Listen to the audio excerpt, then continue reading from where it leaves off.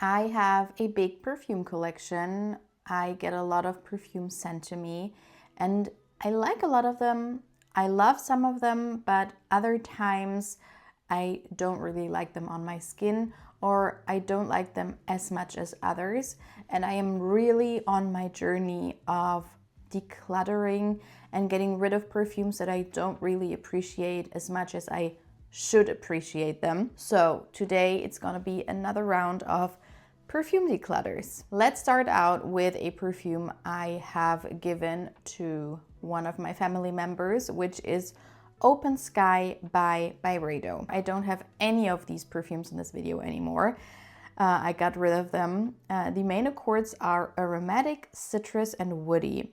And this, if you look at the notes, it seems quite interesting because it has pomelo, black pepper, cannabis, vetiver, and palo santo. But the combination of those scents were a lot for me.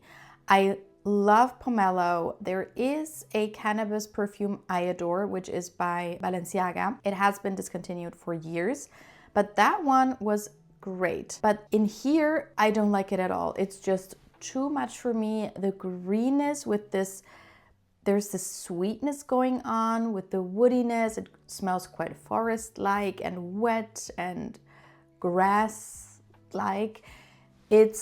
It's just not what I want to wear or something that I want to smell. So I did not like it on my husband either, although he is a vetiver fan.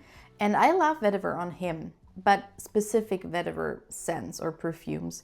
And this one was just a little bit too much. And then you have this Byredo DNA, which to me leans a little bit synthetic. There's always this quite fresh synthetic note going on in a lot of their perfumes, and I have it in here as well. And mixed with this quite tart pomelo and then the spicy pepper with this very green grass cannabis note and the forest-like vetiver with the palo santo, it was too much. It seemed like it could be really, really nice because I do love palo santo, I love pomelo, but it was just too loud, too much, and I did not really appreciate it.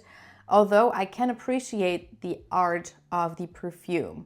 It's not something that smells like everything else, and I always tell you, when you smell thousands of perfumes, it's not that often that you smell something that smells unique anymore. But with this one, it really did smell unique, and I can see people liking it because I know a lot of people who love their cannabis perfumes and the smell of that, but I'm not one of those people. The second one was just a travel size, but I really did not like it on my skin, so I gave it away.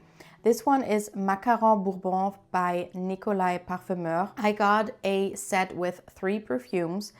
I love the Saint Honoré one, the Pavlova one I also like.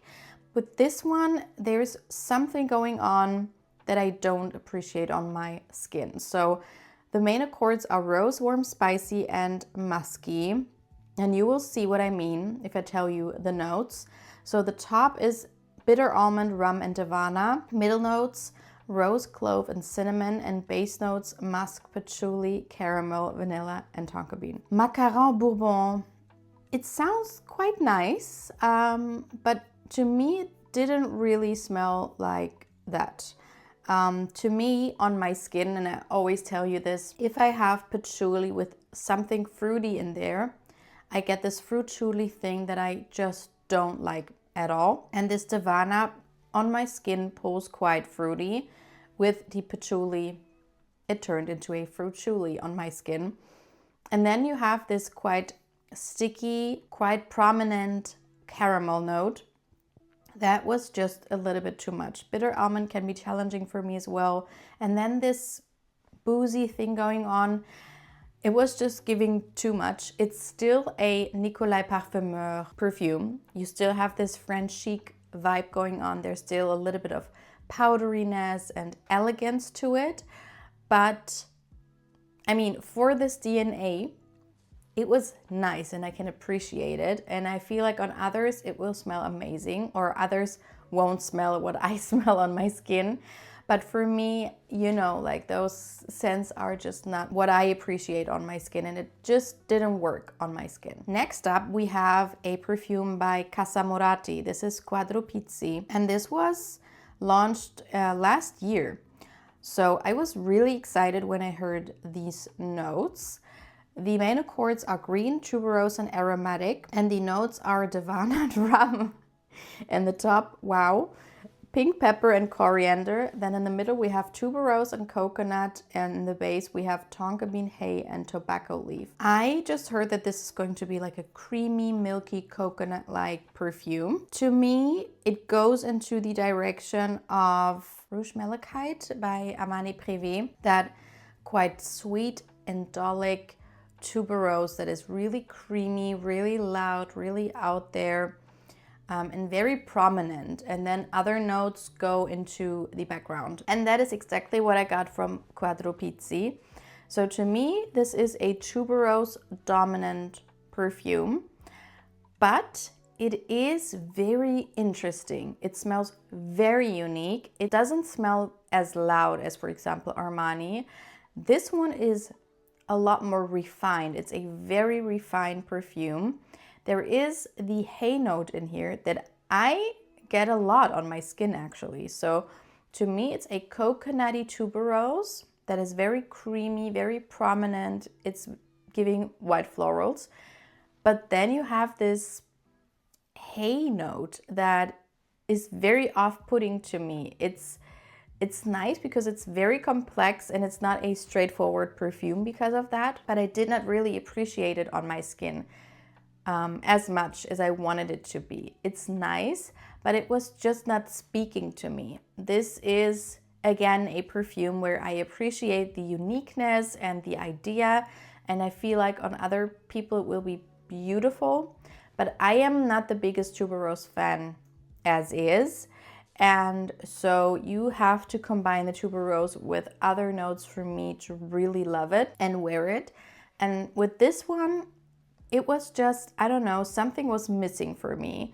And the other notes don't sound as exciting to me. Devana is sometimes nice, sometimes I don't really like it, especially in combination with those spicy notes, pepper, coriander, and also rum.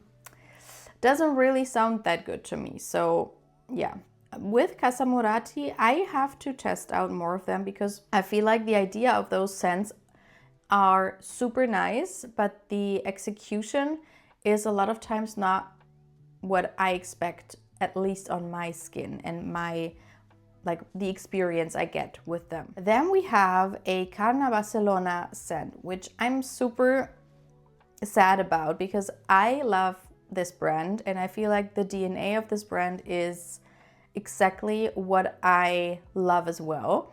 So every time they launch something, I'm super excited. This was not a new launch. This was launched in 2022, so not that long ago.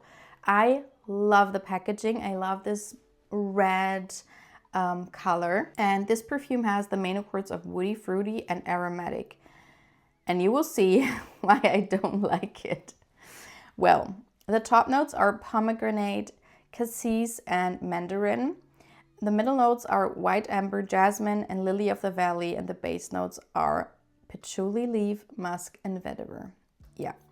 So to keep it short and simple, this is a fruitchuli, and this is one of the prettiest fruitchulis I have ever smelled. There is this very prominent pomegranate note, which I don't really get in a lot of perfumes. I don't think so. And it's interesting, it's nice, because it is a very specific fruit. I love that, especially in combination with the mandarin, the cassis. It gives it this tartness. It's quite a tart, fresh scent. But as it dries down, it becomes this a little bit more aromatic green scent together with the fruits. And you get, of course, at least on my skin, it was a very prominent patchouli and vetiver combination. And these two together are just a no-no for me with those fruits. So in the end, it's not a super loud fruitchuli like others are, but it's just not something I wore a lot.